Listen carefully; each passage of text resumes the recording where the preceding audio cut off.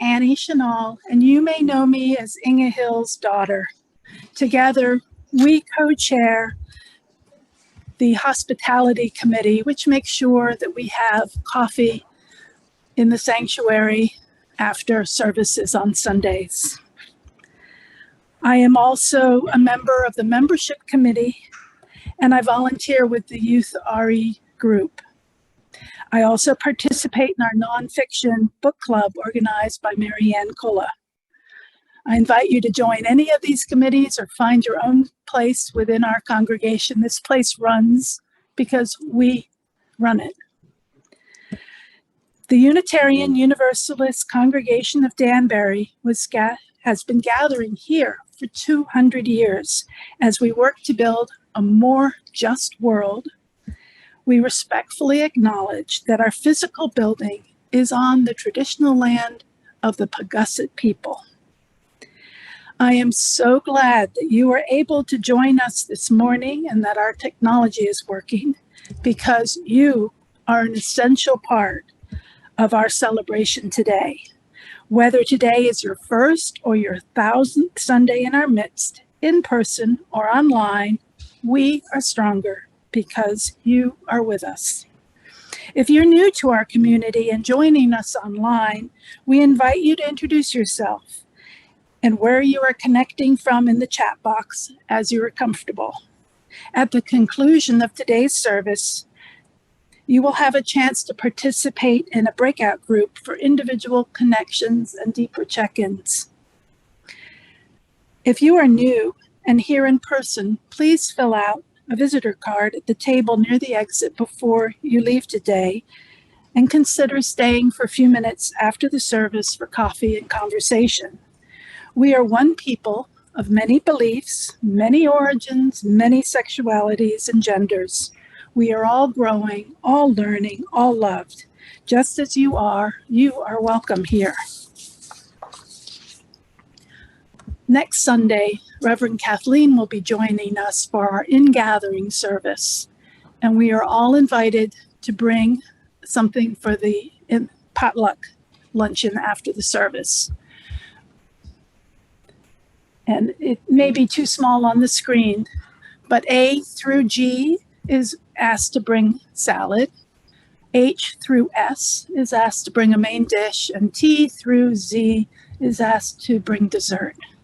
I look forward to seeing all of you in person here next week.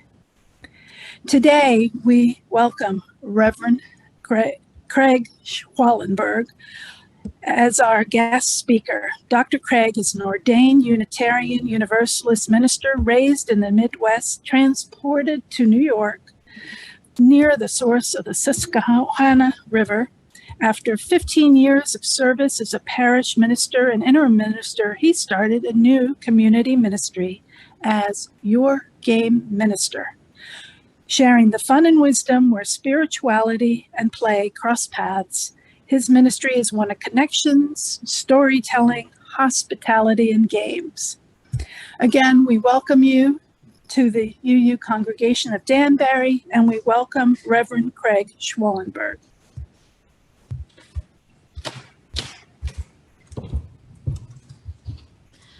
And now we'll take a few moments as a time of greeting and a little bit of celebration that everything is functional, which is wonderful. So if you're online, I invite you to say hello to each other in the chat box. If you're here in person, let's take a moment. Feel free to get up and move around, say hello to some folks, and then we'll get started.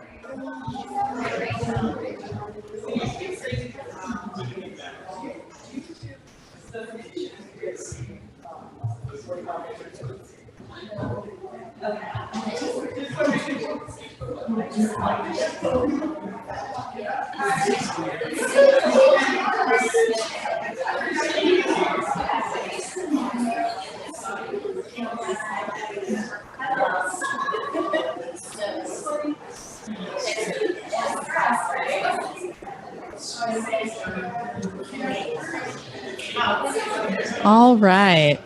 We will begin our transition to our hymn of welcome. You will see it come up in a video on the screen, but if you'd like to follow along in your gray hymnal, it's number 347.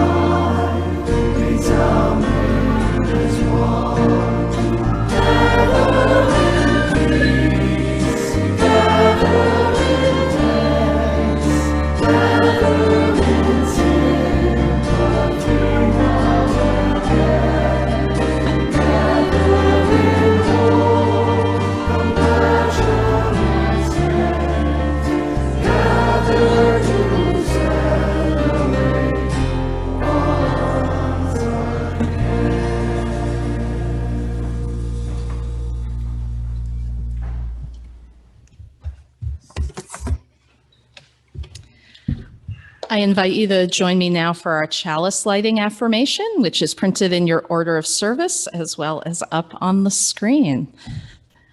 Love is the spirit of this congregation, and justice is its light. This is our covenant, to dwell together in peace, to seek and seek the truth in love, to help one another, and celebrate life. And then we'll move right into our children's affirmation. So I invite you to put your U's high up in the sky and join me. We are Unitarian, Universalists. We are people with open minds, loving hearts, and helping hands. We care for the earth and each other. A little mic transition here while I get the story ready. I have a few props, so bear with me. Okay. Even though summer's not quite over until September 22nd, and that's called the autumnal equinox, some of us already feel like summer is ending and fall is starting. Why is that? Who has some ideas? Why do we feel like summer's ending? School started. School started? Yeah, the leaves are turning. I worry that that's more to do with our drought than the temperature, but yeah, it feels a little more like fall. Cooler evenings, right? And the mornings. Yeah, we're getting a little less sunlight, right? We're making our way around the sun and we're tilting away. And of course, the informal reason might be that it's Labor Day on Monday. Labor Day is a day off from work and school for a lot of people. So if it's a day off for you, you might be getting out some toys and getting ready to play. Ooh, that's not going to sit still, is it? Okay. You might be going and getting out your grill and your cooking equipment. Maybe you have a community pool or a friend with a pool and you're getting ready to get in the water. Although it seems like we're finally going to get some rain, so I don't know how many of us will be in the pool tomorrow. But you get the idea, because we tend to think of Labor Day as a day of play. So when Labor Day's over and you come inside at the end of the day and you put all these things away, and you might feel like, well, that was a good way to spend the last day of the summer. And if you do think that Labor Day is the last day of the summer, play is the perfect way to spend it, because play is all about getting to choose what you do and doing things for fun, just for the enjoyment of it. And that leads us into the story of Labor Day and why we have Labor Day. Labor Day comes from the fights people have had over things that they had to do without much of a choice. Things that they did not because they enjoyed them, but because if they didn't, they wouldn't have money for food to eat or to feed their families or even to pay for a place to live. Labor Day is about celebrating the ways that many workers have won rights in the US, because before they won these rights, companies that wanted to make more money would do it by making working people work longer hours for as little as those owners could get away with paying. They had people, even children, working 12-hour shifts, doing really hard work, usually 6 days a week. 12 hours is just about double the amount of time kids spend in school now every day. Double. 12 hours means if you start work at 6 in the morning, you don't finish until 6 at night. You come home so worn out, and maybe you barely have time to eat before you fall asleep so you can wake up the next morning and do it all over again. There's no time for play. And a lot of times these weren't safe jobs. They were dangerous. They were jobs that were hard on the body, jobs that were really often in unsafe conditions and places that just made people miserable. It might be really hot. It might be super loud, and it might even just be dirty. You might not be allowed to go to the bathroom when you needed to go. You might have been charged a fine if you made a mistake in your work. And when it was time to finally be paid, you might have made just a few dollars for the whole month. I know things didn't cost that much 100 or 150 years ago, but they weren't that cheap. So we need to remember that the whole reason for this is that the people who owned the companies wanted to make as much money as they could. So what do we think happened when workers would come and complain about safety equipment or better pay or working fewer hours? Shout them out. What might bosses do? You might get fired. That's probably the worst one, right? They might cut your pay. They might restrict your hours, to punish you. Or just ignore you. So there weren't any laws protecting working people. And those people were completely dependent on the goodwill of the companies. This meant that most of the time, the people in charge would fire anyone who did ask about safety equipment or better pay or fewer hours on the job. But what if it wasn't just one worker who demanded these things? What if 2 or 3 or a whole bunch came and complained at once? You can fire one worker easily, but if most of the people in your factory say that they aren't going to work anymore until they get better pay, then the companies might lose money when the workers aren't working. It could force some change.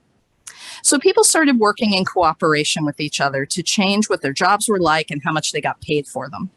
They formed unions, groups of working people who would strike together, which means they would stop working when they needed to protest about what the companies were doing. This was better than doing it alone, but it was still risky. Sometimes companies would fight back violently, bring in police to help them keep working people from rising up.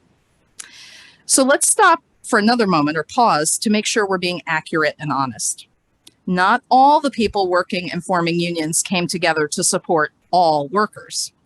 Because of racism, white workers often refused to let Black workers join their unions. So Black workers had to form their own and negotiate with companies on their own.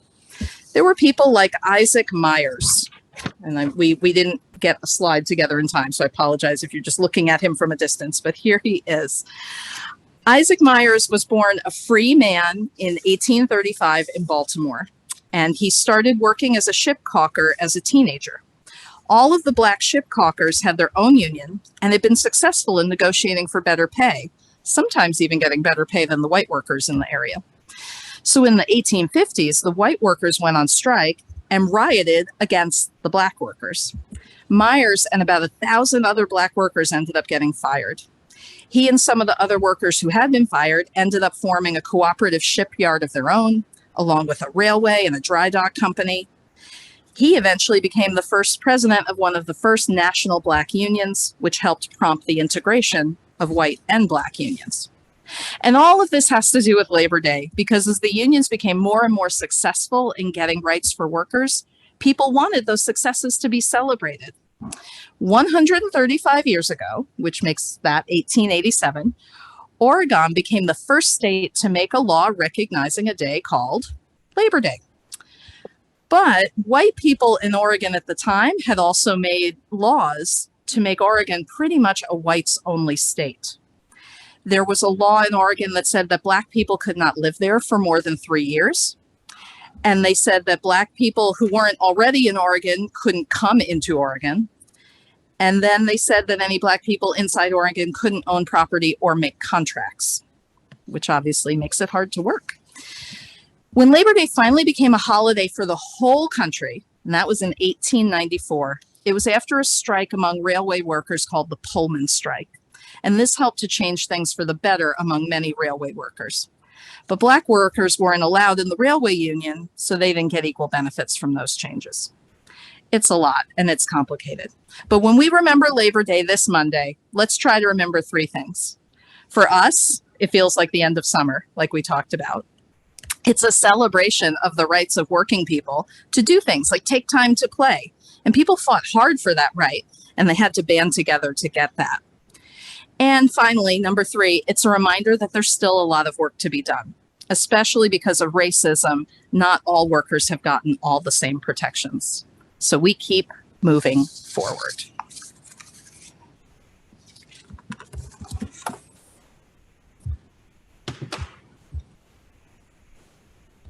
As I continue the transition from mic to mic, we'll now move into our time of milestones, both silent and spoken. So I'd like to invite you, if you have something in your heart, something you're thinking about, but you're not ready to share out loud, feel free to come up and place a stone in the bowl. And after that, we'll move into our period of spoken milestones.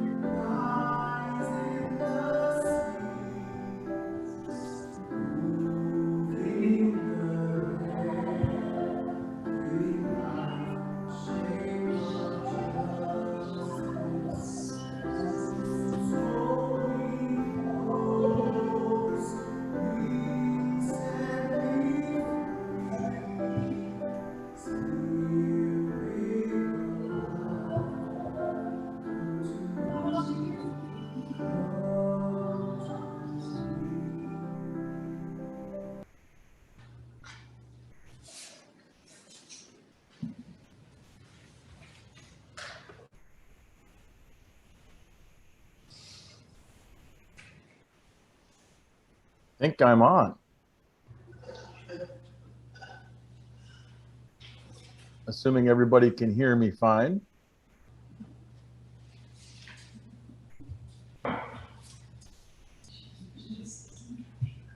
For our readings today, I have a mystery for you, a guessing game of sorts. The readings today are from historical, significant documents. They've been edited for length and a bit of obfuscation, and I invite you to try and figure out what they are. I will provide the answer during the message. If you're in the chat on Zoom, feel free to put your guesses in the chat box. If you're there in the sanctuary, we'll see if you can provide guesses when it's at that time in the message. First reading. Definition and the 7 principles. An autonomous association of persons united voluntarily to meet their common economic, social, cultural needs and shared aspirations through a jointly owned and democratically controlled enterprise. The association is based on the values of self-help, self-responsibility, democracy, equality, equity, and solidarity. In the tradition of their founders, members believe in the ethical values of honesty, openness, social responsibility, and caring for others. The 7 principles are guidelines by which they put their values into practice. These associations will be voluntary organizations, open to all persons able to use their services and willing to accept the responsibilities of membership without gender, social, racial, political, or religious discrimination. They will be democratic organizations controlled by their members who actively participate in setting their policies and making decisions. Men and women serving as elected representatives are accountable to the membership. Members have equal voting rights and are organized in a democratic manner. Associations supported equitably by their members. Money so collected is used to develop the organization, and to support activities as approved by the membership. They will be autonomous, self-help organizations. Any agreements they enter into will be on terms that ensure democratic control by their members and maintain their autonomy. They will be committed to providing education and training for their members and to the general public about the nature and benefits of their form of organization and relationship. And they will be committed to serving their members most effectively and strengthening their shared movement by working together. They'll be focused on member needs while working for the sustainable development of their communities. Second mystery reading. Organizations must have a visible political union between their members and a freely chosen covenant. Each organization is distinct and unique, responsible for its own governance, finances, and behavior. Leaders in the organizations must be elected freely by the members. The principles of communion of organizations one with another. While each organization is distinct and equal, they should actively preserve their relationships to each other. The organizations should attend to and maintain these relationships by mutual care for one another's welfare, consulting with each other for judgment, counsel, and community, admonition for those organizations that have lost their way, participation and cooperation with internal and external actions and events, recommendation of members and staff to each other's organizations, mutual support through sharing staff and member resources. Organizations should, when possible, help start up new organizations, offering them what support they can. Did you get all that? I know it's very long, very loquacious and long-winded. Whoever wrote these, very long-winded bunch. Here's a summary of the two readings to help you out. The first reading was 7 Principles for Autonomous Associations. The second reading was the Principles of Communion of Organizations. And if you don't know the actual documents, that's okay, but maybe you can guess these parts. What associations are they talking about? What organizations? What are these things? I'll check back with you after the offering.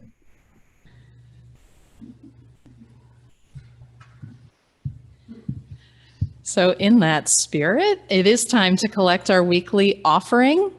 And you will, if you are online, and you will see there is a link in the chat box. There should also be a screen coming up any moment with a QR code. You are welcome to use that.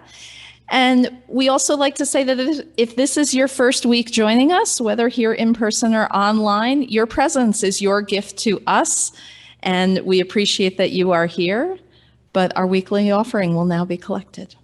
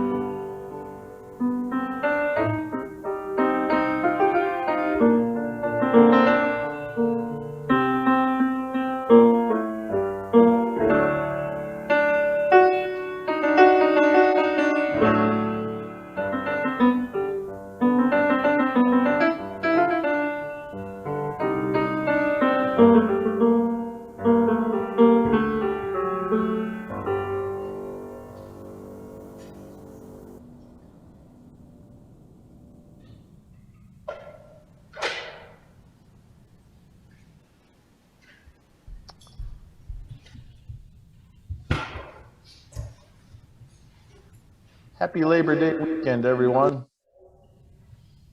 Are you celebrating tomorrow in the traditional manner? I don't remember celebrating it when I was a kid. I'm not even sure what the traditional manner for celebrating Labor Day is supposed to be. According to the TV, it's going out shopping somewhere, maybe buying an appliance. I don't remember any images on TV of Labor Day celebrations. It wasn't something we talked about or celebrated in our house. It was just a 3-day weekend at the end of the summer. And that didn't change for me until I was in my early 20s. The summer before my senior year in college, on a lark, I started working a second job as a cab driver. Or more accurately, I applied to and was offered membership in a worker-owned, worker-operated transportation cooperative by the name of Union Cab. At the time, I had no idea what any of that meant, and I really didn't care. I just needed a job. I had no interest in cooperatives. I didn't even know what a cooperative was. They took me anyway, and I started driving cab in Madison, Wisconsin. As the summer months passed, I noticed some unusual things about my new place of employment. First, they took a lot of pride in there being a cooperative, whatever that was. Second, they were quite vocal about the state of things at work. Passionately vocal, you might say. And third, the people in charge, they seemed to actually listen to the people who were being vocal. As summer turned to fall, it was time for me to register for my classes. It was my last year at the UW-Madison. I called the manager at my primary job, the one I'd been working for 3 years, to discuss changing my schedule to fit my new class schedule. The phone call did not go well. I was told I would be keeping my current work schedule, and if it didn't work for me, that was my problem, and that was not an unexpected response. I'd been working jobs since I was 12 years old, and I had learned early on how this whole job thing worked. It isn't about what works for you, it's about what works for them. I resigned myself to another difficult year, possibly requiring a change in the classes that I was planning on taking. I also prepared to give notice to the manager at the cab company. There was no way I could work both jobs and go to school. Working the one job was going to be hard enough. I prepared the standard, sorry, but I quit speech. Like I said, I've done this before. I know the script. I resign. Manager accepts resignation with indifference. Sometimes the script is different. I've had a few jobs where the meeting got overly dramatic, accusations of betrayal and the like. Sometimes quitting a job is harder than others, and I had learned to be prepared for potential drama. I met with the co-op manager and I gave him my speech. The manager sighed heavily. Oh no, I thought, it's going to be drama. He looked at me and he said, Craig, we're really sorry to see you go. You've been a good driver and a good member, and I wish we could keep you. Please note, I'd only been there for 3 months. Before I could answer him, he continued, I understand you got to go back to school, and that has to be the top priority, but maybe we could work around that. Even if you could only work the shift every 2 weeks, then you could keep your membership and work more hours when you had time off from school. I sat there in silence. I've gotten stuck at the school has to be the top priority part. I've never heard a boss talk like that before. My brain finally caught up with my ears and I heard the rest of what he had said. And I'm pretty sure my mouth dropped open and I probably stammered a little bit. We were way off script. He wanted to help me out. I could hear it in his voice and see it in his face. He was sincerely trying to help me out. I shifted mental gears and I changed my plans.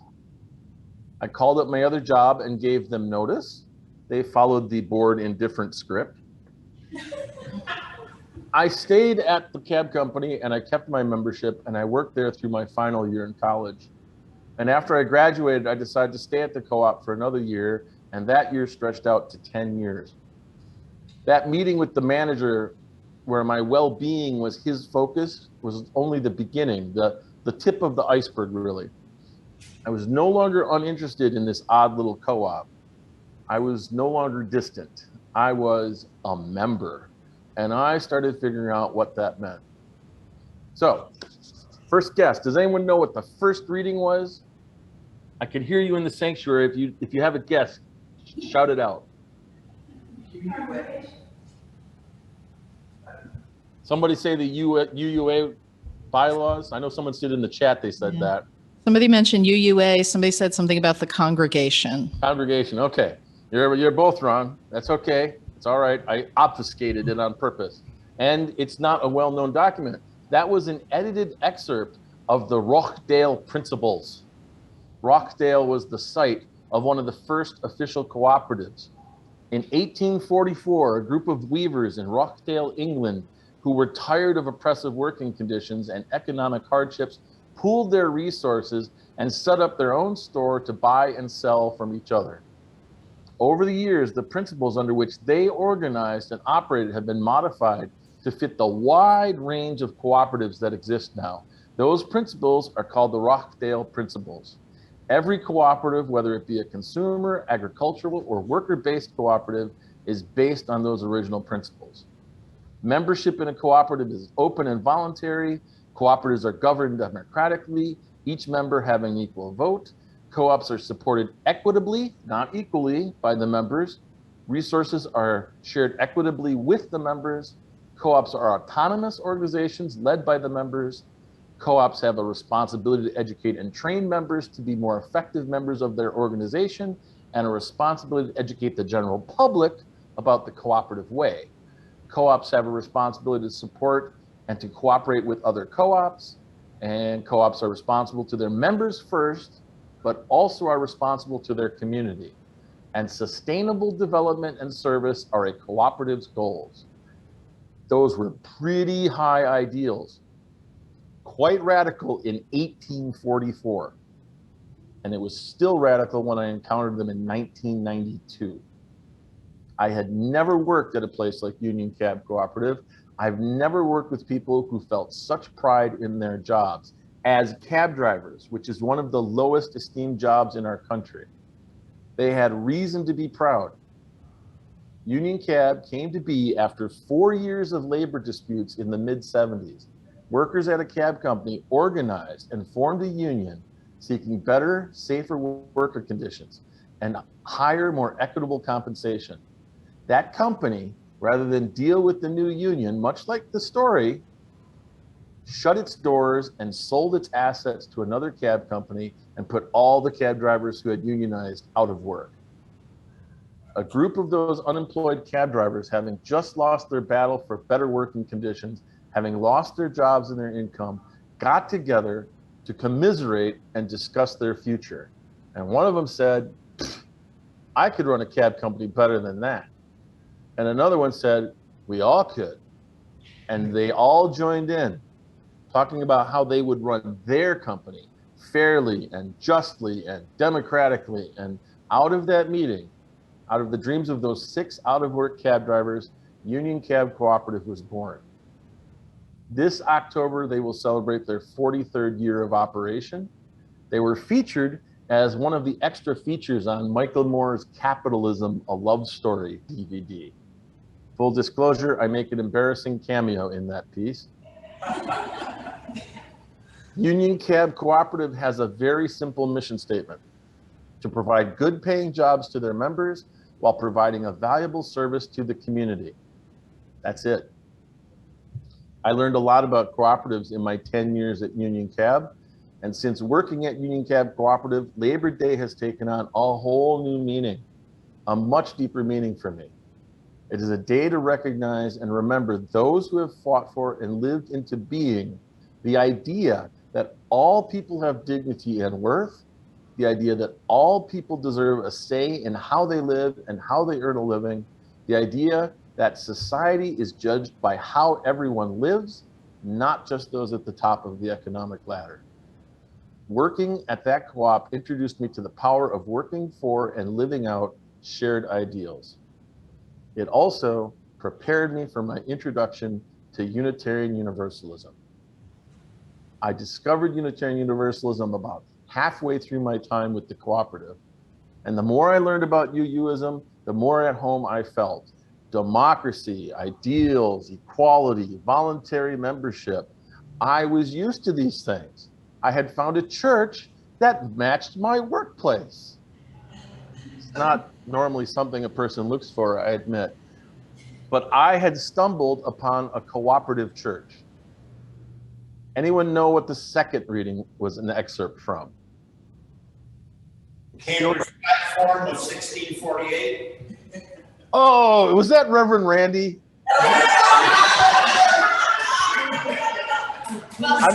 I'm gonna take it from the laughter that I guessed correctly that was Reverend Randy. Uh-huh. I almost told him he had to sit on his hands for this one, but he's absolutely right. It's nothing like having a ringer in the crowd. That was an excerpt from the Cambridge Platform of 1648, obfuscated but not obfuscated enough to fool another minister. Much as the Rochdale Principles are the seed from which most modern cooperatives grew, the Cambridge Platform is the source of all congregational churches, Unitarian and Universalist congregations among them. The Cambridge Platform is a template for who we are today. Each congregation autonomous, governed democratically by its members, each congregation responsible to its members and to the wider Unitarian Universalist movement. We are quick to remember that autonomous part. We are unfortunately less enthused and less involved in the interdependent part, the communion of congregations part of our heritage. Such a communion of congregations is not just an artifact of our past. It is a challenge of our present. It is the only way we're going to live our ideals into being, and the only way we as a denomination have a future. When times are tough, in times of tragedy, we realize that we need each other, and we are generous with our moral and economic support. And for that, we have reason to be proud. But our responsibilities to each other do not end there. They are not limited to times of trouble and instances of obvious need. Our responsibility to each other, our communion of congregations, our cooperation among cooperatives is a challenge to be met every day. And congregations across the country have found new ways to work together, to help each other, to be in community with each other. They have overcome their fears, overcome their fierce independence, and have joined together. Some have joined their resources for outreach programs or social justice programs. Some have offered others the use of skilled members and staff. Some have shared their discoveries, their documents, their ideas. Some have gathered together in worship and played to be in community together. Some have taken smaller congregations under their wings, supporting them and helping them to grow. I know that you have experienced this cooperative interdependence these past 2 years. The pandemic forced us to recognize our need for one another and demanded that we work cooperatively and collaboratively. During the pandemic, many congregations made their music available to all other congregations who wanted it. Some invited congregations to join them via Zoom so ministers, staff, and volunteers could take a Sunday off. Together, we made this work, and we still are. Look at this morning. Our congregations are reaching beyond the walls of their sanctuary. They are working with others who share their ideals, joining with other members of the wide and varied UU family. In short, they are behaving cooperatively. And that is a powerful thing indeed. Something that shouldn't be limited to just co-ops or democratically organized congregations. The world needs cooperative principles, and it needs cooperatively minded people. I remember when Cheryl and I first saw another Michael Moore movie, Sicko. I hope some of you have seen that. I hope most of you have seen it. If you did, perhaps you walked out of it angry or disgusted, or maybe even a little demoralized. Sicko is an expose-style documentary about the American healthcare system, a system that ends up looking decidedly unhealthy, and that was before the last 2 years. It also looks unkindly and uncaring. The most striking moment in the movie, the ones that are still replaying in my head, are the reactions from people who had been asked this very simple question: why should you have to pay more for other people's more serious, expensive health care? The response from people in Canada, England, France, and Cuba, confusion. They didn't even understand the question. Interdependence and communal well-being were so ingrained and such a basic assumption, universal healthcare was the only system they could imagine. In the movie, Michael Moore had a conversation with Tony Benn, a member of the Labour Party and a former member of British Parliament. And when asked where this concept of universal care came from, Mr. Benn cites democracy as the source. It moved power from the marketplace to the polling station and from the wallet to the ballot. Mr. Benn continued, revealing the secret of how they paid for such an expensive ideal, such a pie in the sky program. He said, if you can find money to kill people, you can find money to help people. One of the final lines of the movie is from Michael himself, where he says, our focus has to move from me to we. He picked that theme back up in his next movie, Capitalism, A Love Story. I walked out of that movie rather angry too. I didn't agree with everything Mr. Moore said, but I was in complete agreement on one thing. Unfettered greed and unchecked capitalism has done amazing harm to this country and our citizens. Or to put it in language I'm more familiar with, it's time we started thinking, working, and acting cooperatively. This past year, after serving congregations for 15 plus years, I made the move from parish minister to community minister, and I immediately lost my access to health insurance for both me and my wife. What a scary thing. What a disgusting thing. I'm covered now, thanks to the Affordable Care Act and a very kind woman in the New York State office who helped me navigate through it. But it is still an insane system we have in this country. President Biden last week changed the rules for student loans, offering debt forgiveness for thousands and thousands of economically struggling citizens. And some folks absolutely lost their minds, complaining at the unfairness of it all. This country has some of the oldest cooperatives in the world and some of the most successful. Cooperative principles and democratic principles go hand in hand. Our country seems to have forgotten that. It seems to have forgotten what it means to stick together, to work together for the good of all. But we're remembering. That's another thing the pandemic did. It woke up the workers, those we called essential but paid a pittance to, and often treated as unskilled and unworthy. Amazon workers are unionizing. Starbucks workers are unionizing. Restaurant workers are finding new jobs. Some folks I've read are slow quitting, which I had to look this up. Slow quitting means they are only doing the work they are paid for. The nerve. This country, this world desperately needs cooperative principles now more than ever, desperately needs a resurgence of democratic principles in the face of fascism, division, and false individualism. If only there were folks who knew those principles, practiced those principles, affirmed and promoted those principles, like Union Cab and the Unitarian Universalists, like, if our founders are to be believed, the people of the United States of America. Maybe we could have a national day to celebrate our interdependence, to reaffirm our high ideals, to call on everyone to get involved, to join together and act cooperatively. Just one day to start a cooperative, democratic revolution. How about tomorrow? Does tomorrow work for you? Happy Labor Day, folks.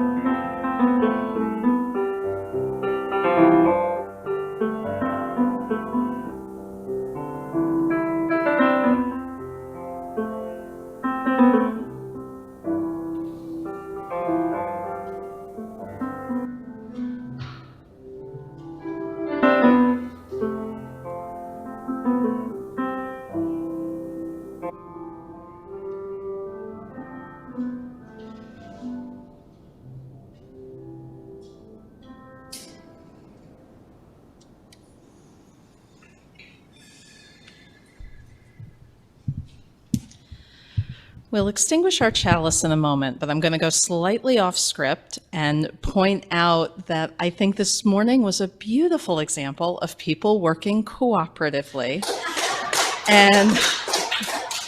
And to share a few notes of gratitude, Margaret Henderson and Elise Yeager out there in Cyberland are running our tech today for the first time together without Sherry holding their hand, and that allows Sherry to have this weekend off for Labor Day, which is great. Keith jumped in the car, Keith Henderson, to come here and reboot our system and make this work. We are so grateful to him. Even Nancy was supposed to be the service coordinator, but ended up playing music because we had a last minute change. And of course, Reverend Craig was so patient and kind to us while we were working all of this out on the fly. So I think, thank you. If we can get through this morning, we can do any service anytime. This is what I've realized. Okay, so now let us extinguish our chalice. You will see the words up on the screen. Please join me with them. And in your order of service. We extinguish this flame, but not the light of truth, the warmth of community, or the fire of commitment. These we carry in our hearts and out into the world until we are together again. And now we will have our hymn of celebration, which is, if you would like to follow in the teal hymnal, it's number 1017.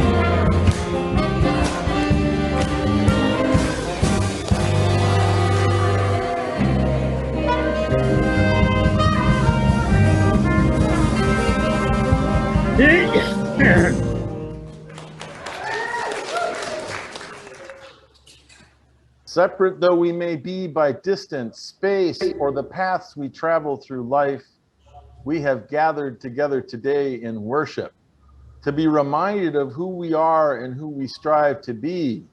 Autonomous, independent spirits, freely associated and